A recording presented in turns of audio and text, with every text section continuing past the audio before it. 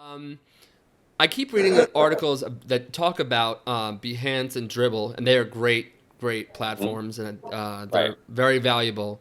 But there's kind of concern by the design community because design is really about form and function and having a purpose, and that's one of the Mhm. reasons why your work and the work of Pentagram are my favorites, and because there's real purpose involved. It's kind of like you Mhm. were saying before about Nickelodeon and with like Michael Beirut and all with the signage systems that they do. That is great because it really solves for the human need, and designers are wanting to continue to do that. But with the internet, everyone's kind of making a portfolio that gets a lot of likes on Behance, and it's referred to Mhm. as like visual porn, which is Right.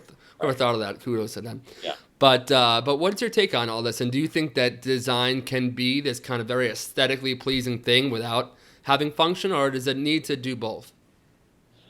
It's a really good question. You have really good questions. I'm not Thank used you. to that. I'm used to just people saying, Yeah, really silly ones. But yeah. it's actually a funny question that I've been grappling with for a while, and it came up with the AIJ competition, the Justified competition, and the AIJ Justified competition came about because people were complaining, well, it's just a beauty show. So the idea was, well, what if people submit, well, here's the solution and why it was made and the strategic reasons and the problems it solved.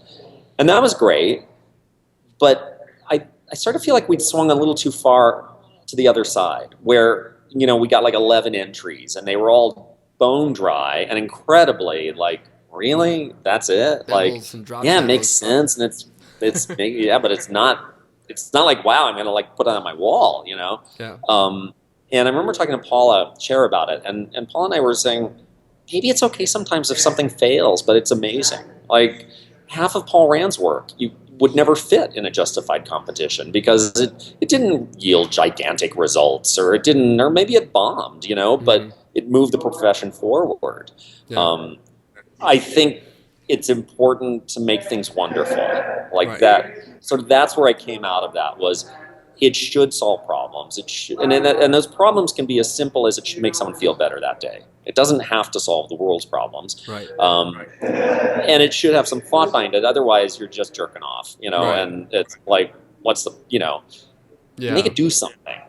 But at the same time, I don't. I think work that is just you can explain every last bit of it away sometimes loses a little bit of that sort of magic that Right. we put into it. That like Vanderbilt always says, he tells the client, look, 75% of this I can explain to you, and 25% I can't.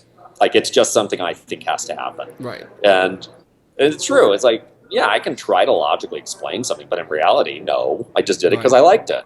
Yeah. It's true. It's very true.